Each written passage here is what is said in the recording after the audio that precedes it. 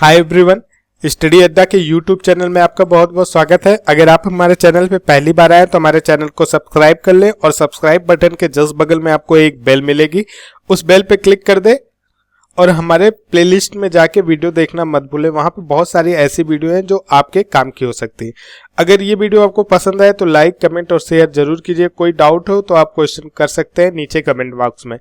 हमने इकोनॉमिक्स का 7 part cover कर चुके हैं, तो 8 पार्ट आपको तभी समझ में आएगा जब आप ये 7 पार्ट चेक कर लेंगे। तो एक बार जाके ये सारे 7 पार्ट आप देख लीजिए। आज जो हम पढ़ेंगे किसके बारे में, इन्फ्लेशन के बारे में पढ़ेंगे। देखते हैं आज क्या क्या पढ़ेंगे। आज हम इन्फ्लेशन, मुद्रास्फीति के बारे में पढ़ेंगे। देखिए, जो हिंदी मीडियम के स्टूडेंट है उनसे एक रिक्वेस्ट है कि जो इकोनॉमिक्स के टर्म है जैसे मुद्रास्फीति, ये बहुत टेढ़ा टर्म है। अगर आप इन्फ्लेशन याद कर सकते हैं तो आपको बहुत आसानी होगा, क्योंकि देखिए जो पेपर आएगा आपका बाइलिंगुअल आएगा, हिंदी और इंग्लिश दोनों में रहेगा, तो इससे आपको कोई प्रॉब्लम नहीं होगी। अब जैसे अपस्फीति, अब इसको आप अगर डिफ्लेशन याद कर ले तो सिंपल होगा। तो आज हम पढ़ेंगे inflation, deflation, different type of inflation. कितने प्रकार के इन्फ्लेशन होते हैं अगर कैटेगराइज किया जाए तो केवल 2 प्रकार के होते हैं, demand pull and cost push inflation. इनका इफेक्ट क्या होता है जब इन्फ्लेशन किसी कंट्री में, किसी कंट्री की इकोनॉमी पे आता है, तो इसका इफेक्ट क्या होता है और इसको कैसे कंट्रोल कर सकते हैं इन्फ्लेशन को, इसके बारे में हम तो जानकारी लेंगे इस पूरे वीडियो लेक्चर के अंदर। तो चलिए दोस्तों शुरू करते हैं।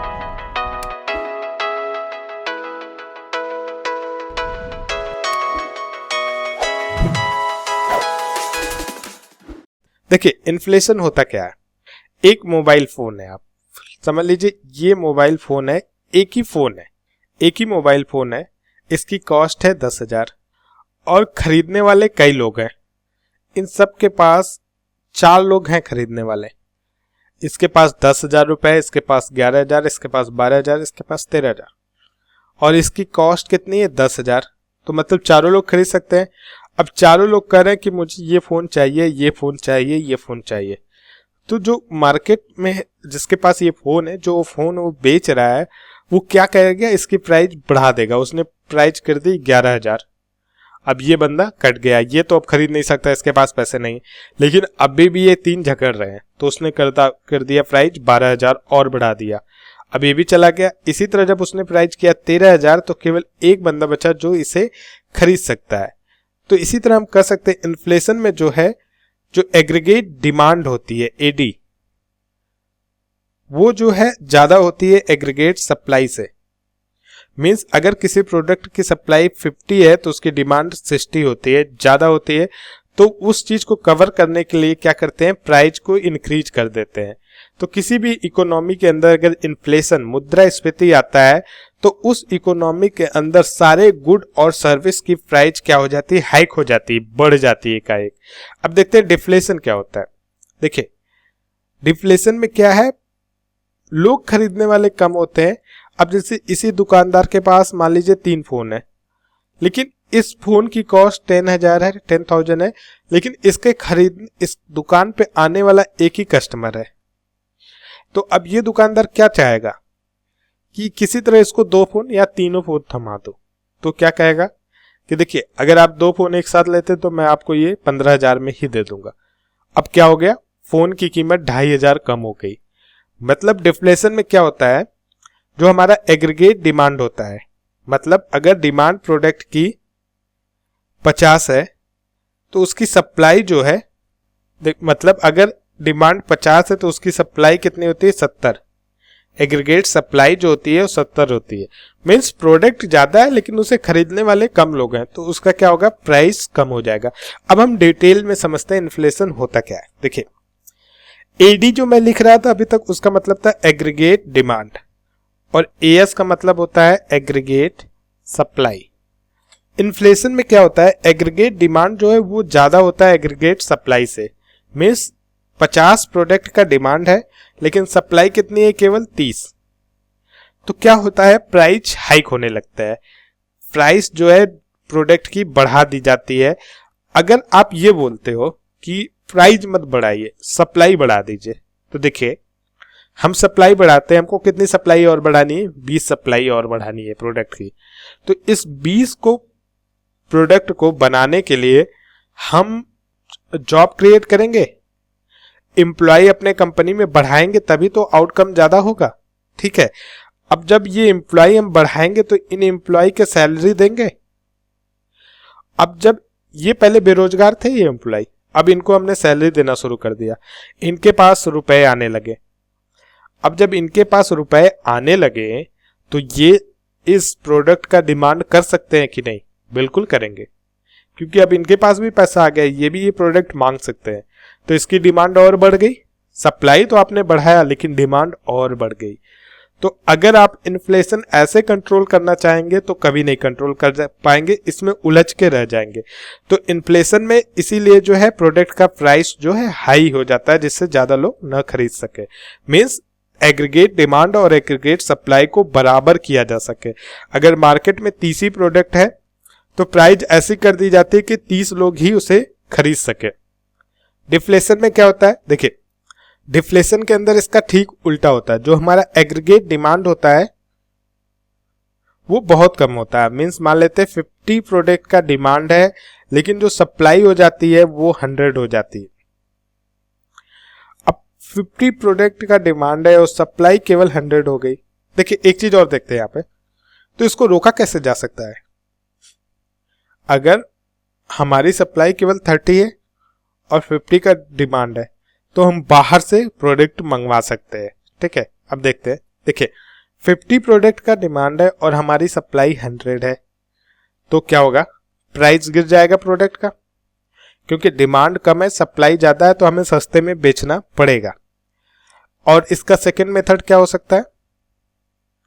इसका सेकंड मेथड ये हो सकता है, जो हमारे पास एक्स्ट्रा प्रोडक्ट है अगर उसकी मांग हो तो उसको हम बाहर भेज दे, बाहर विदेशों में फॉरेन ट्रेड कर दे।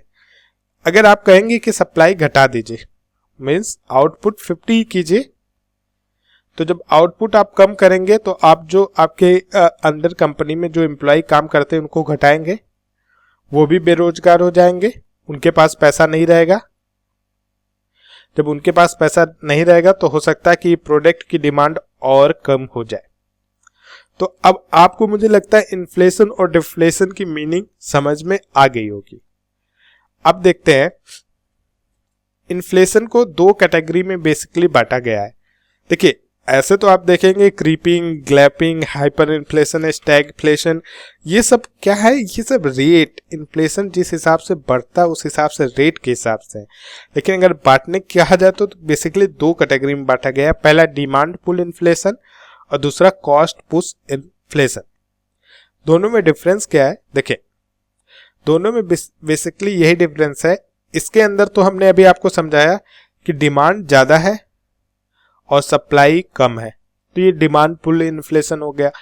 और कॉस्ट पुश इन्फ्लेशन क्या होता है? अगर प्रोडक्शन ऑफ कॉस्ट बढ़ने लगे, जो चीज हम बना रहे हैं उसकी कॉस्ट बढ़ने लगे, कॉस्ट ऑफ प्रोडक्शन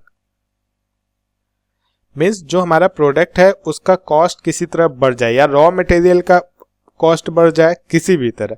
तो अब इनके बीच में हम डिफरेंस समझते हैं क्या है। देखिए डिमांड पुल इन्फ्लेशन कैसे आता है? देखिए जब नवरात्र आता है, नवरात्र में आप लोग व्रत रहते हैं, आप लोग जो है सेब, संतरा, इन सब का डिमांड बहुत ज्यादा करने लगते हैं। बकरीद में मीट की डिमांड बहुत ज्यादा हो जाती है, बकरे की डिमांड बहुत ज्यादा हो जाती है। ईद के अंदर जब ईद होता है तो हमारे मुस्लिम भाई लोग जो है सुबह 4 बजे खाते हैं शायद, मतलब 4 बजे पूरा डाइट लेते हैं, तो उस टाइम डिमांड प्रोडक्ट की बहुत ज्यादा हो जाती है। तो देखिए नवरात्र में सेब संतरे का रेट एक बैग बढ़ जाता है, क्योंकि सप्लाई तो उतनी है, अब सेब संतरा पैदा तो किया नहीं जा सकता, तो सप्लाई तो उतनी है लेकिन डिमांड एक बैग हाइक पे हो गया। तो जो पहले 50 रुपए दर्जन केले मिलते थे वो अब 100 रुपए दर्जन केले मिलने लगेंगे नवरात्र के समय। इसी तरह बकरीद और ईद में भी प्राइस हाइक हो जाता है। गांव से लोग बकरे को लाके शहर में बेचते हैं, सस्ते रेट में खरीद के महंगे रेट में बेचते हैं, तो यहाँ पे बकरी का भी रेट हाई हो जाता है। तो ये डिमांड पुल इन्फ्लेशन है, क्योंकि नवरात्र के अंदर सेब संतरा लोग ज्यादा खाते हैं, लोग व्रत रहते हैं, तो वो उस चीज की मांग करते हैं, लेकिन सप्लाई पूरी नहीं होती है, तो पैसे यहाँ से बढ़ जाते हैं। और कैसे पैसे बढ़ते हैं? पॉपुलेशन की वजह से। देखिए, जहां पे पॉपुलेशन जितनी ज्यादा इंक्रीज होगी वहां पे डिमांड उतना तेज होगा और सप्लाई उतना तेज हो नहीं सकती। ठीक है। सेकंड चीज क्या है? सैलरी। जैसे 7th पे कमीशन आया, लोगों की सैलरी बढ़ गई, जो सेंट्रल गवर्नमेंट के अंदर एम्प्लॉय थे उनकी सैलरी बढ़ गई। अब वो ज्यादा अच्छी चीजों की डिमांड करेंगे तो उनका डिमांड बढ़ जाएगा, तो उनकी सप्लाई भी बढ़ानी पड़ेगी, नहीं तो प्राइस हाइक करना पड़ेगा, इन्फ्लेशन आ जाएगा। अगर टैक्स सरकार घटा दे, एक तरह से हम कह सकते हैं अगर टैक्स घटा दे तो सैलरी बढ़ जाएगी, सेम चीज। और सबसे ज्यादा इन्फ्लेशन किसके वजह से आता है? जिनके पास ब्लैक मनी है। जब सरकार ब्लैक मनी चेक करने लगती है तो क्या करते हैं? सामान खरीद लेते हैं।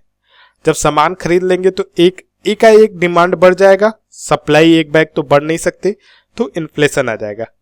तो ये डिमांड पुल इन्फ्लेशन है। अब देखते हैं कॉस्ट पुश इन्फ्लेशन क्या होता है। देखिए, अगर टैक्स बढ़ा दिया जाए, इंक्रीज इन टैक्स, तो जो प्रोडक्ट पहले 100 रुपए में कंपनी बनाती थी और उस पर 5% टैक्स लगा के 105 में बेच देती थी, अब इसी पे 15-20% टैक्स कर दिया गया, तो अब वो कितने में बेचेगी? 120 रुपए में। तो ये जो 15 रुपए का डिफरेंस आया, जो प्राइस हाइक हुआ 15 रुपए में, किसकी वजह से हुआ? Increase in tax.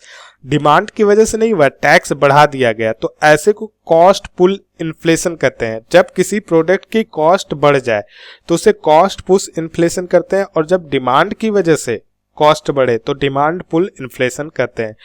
और कैसे हो सकता है?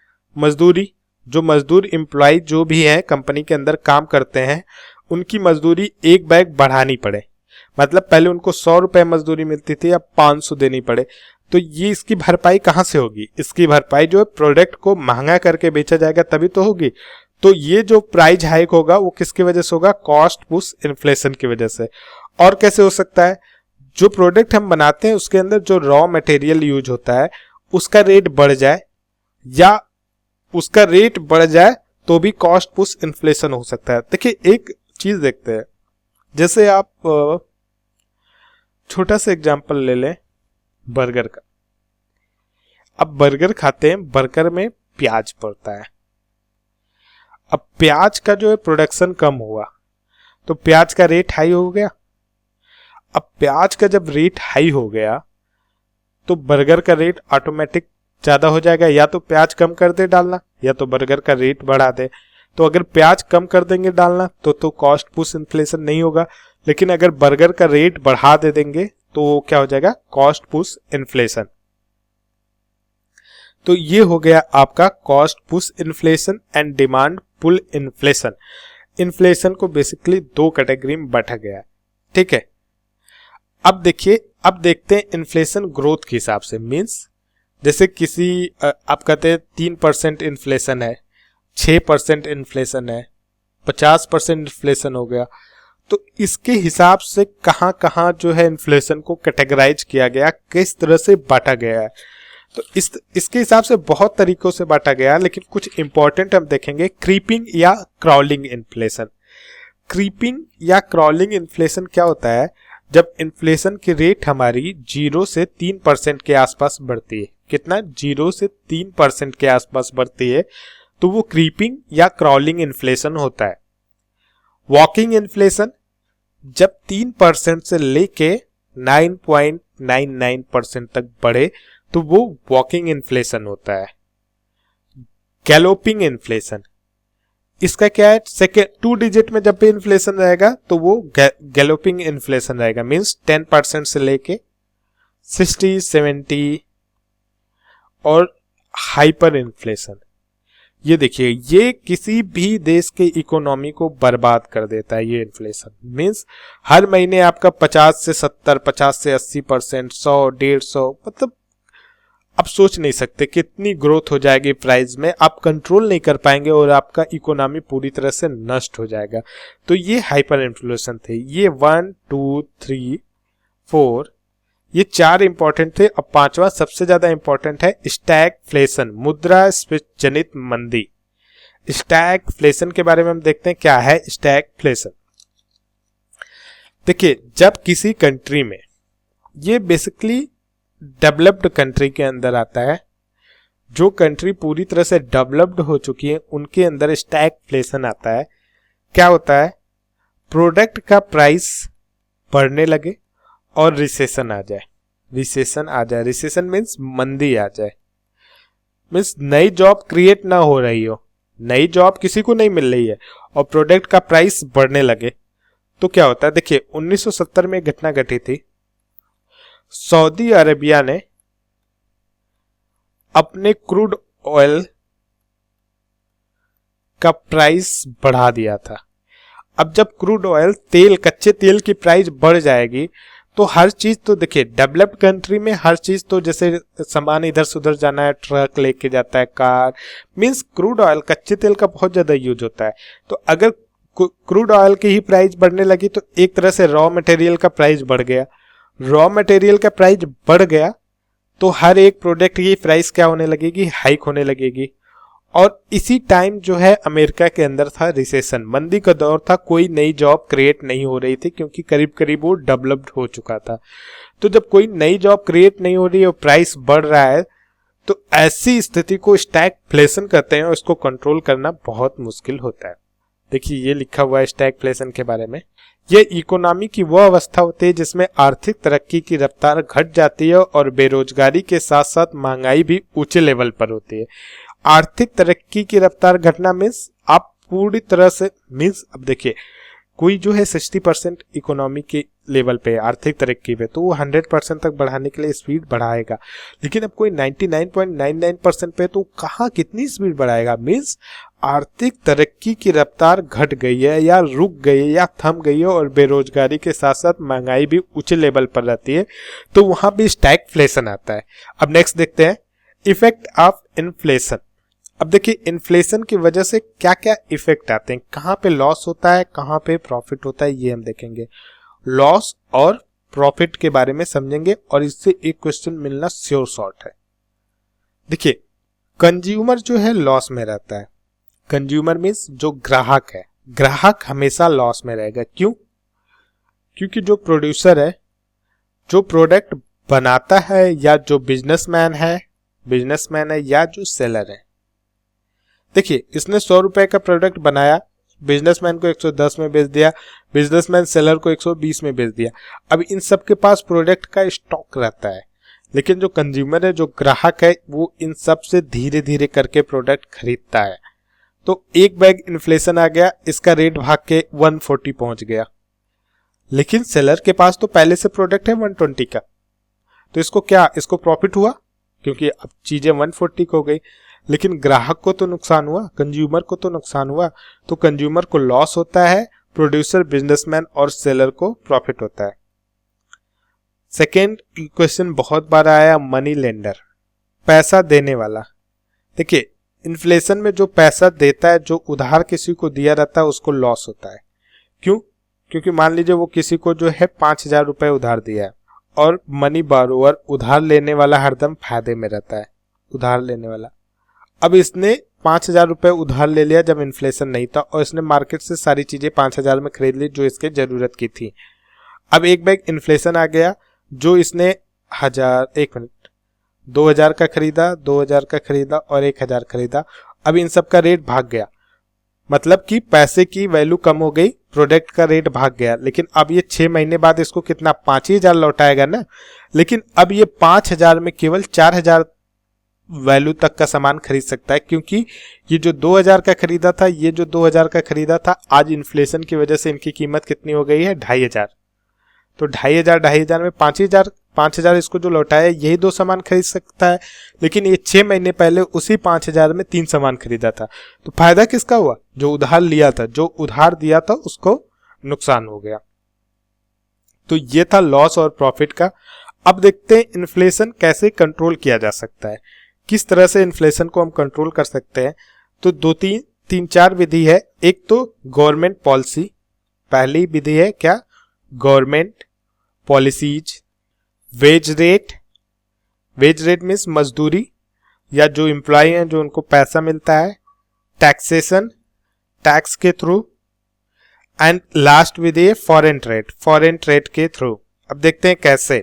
देखिए क्या होता है, government policy, inflation and deflation, यहां पे लिख लेते हैं इन्फ्लेशन एंड ये है डिफ्लेशन। इन्फ्लेशन में क्या होता है, डिमांड ज्यादा होता है, सप्लाई कम होता है, और डिफ्लेशन के अंदर क्या होता है, सप्लाई ज्यादा होता है, डिमांड कम होता है। अब डिमांड ज्यादा है, सप्लाई कम है, तो गवर्नमेंट क्या करेगी, जो उसकी पॉलिसी रहती है, जो सब्सिडी देती है लोगों को, जिससे पास लोगों के पास ज्यादा पैसा होता है, वो घटा देगी। कम कर दी, पॉलिसी हटा दी, तो चीजें महंगी होने लगी। अब देखिए आप चीनी लेते हैं 20 रुपए किलो, अगर गवर्नमेंट उस पर 2 रुपए का मान लीजिए सब्सिडी देती है, ये सब्सिडी कैसे देगी, आप 20 रुपया दुकानदार को पे करेंगे, ये 2 रुपए आपके खाते में आएगी। अगर यही पॉलिसी यही चीज घटा दे तो ये 2 रुपए आपके पास नहीं आएंगे, नहीं आएंगे तो आपके पास पैसे कम होंगे, तो आप डिमांड कम करेंगे। अब डिफ्लेशन है तो पॉलिसी में सब्सिडी और ये सब इंक्रीज कर दे। मजदूरी रेट, देखिए आपके पास पैसा ज्यादा है तो मजदूरी रेट कम कर दे गवर्नमेंट। जो आपको पहले 600 रुपया मिलता था पर डे का, अब आपको 400 रुपये मिलने लगे, तो आप डिमांड कम कर देंगे। यहाँ पे आपके पास डिमांड, सप्लाई ज्यादा है, डिमांड कम है, तो क्या करें, मजदूरी रेट बढ़ा दे। पहले आपको 600 रुपये देते थे, अब आपको 800 देने लगे। आपके हाथ में पैसा आ गया, आप डिमांड करने लगेंगे, डिमांड बढ़ने लगेगा। देखिए टैक्स अगर सरकार बढ़ा दे, मान लीजिए आप पहले 2 लाख कमाते थे, 2000 कमाते थे, 2000 में 500 टैक्स देते थे, मान लेते हैं, ठीक है। अगर आप टैक्स, तो आपके पास कितना बचा, 1500 में, 1500 में आप डिमांड करते थे, अब टैक्स बढ़ गया, 1000 हो गया, तो आपके पास 1000 ही रुपया हो गया, आपके हाथ में पैसे कम हो गए। एक तरह से कोशिश ये रहता है कि इन्फ्लेशन के अंदर जो है एम्प्लॉय, जो उस देश की जनता है, उसके हाथ से पैसे निकाल लिए जाए किसी भी तरह, चाहे वेज रेट से, चाहे टैक्सेशन से, चाहे गवर्नमेंट पॉलिसी से।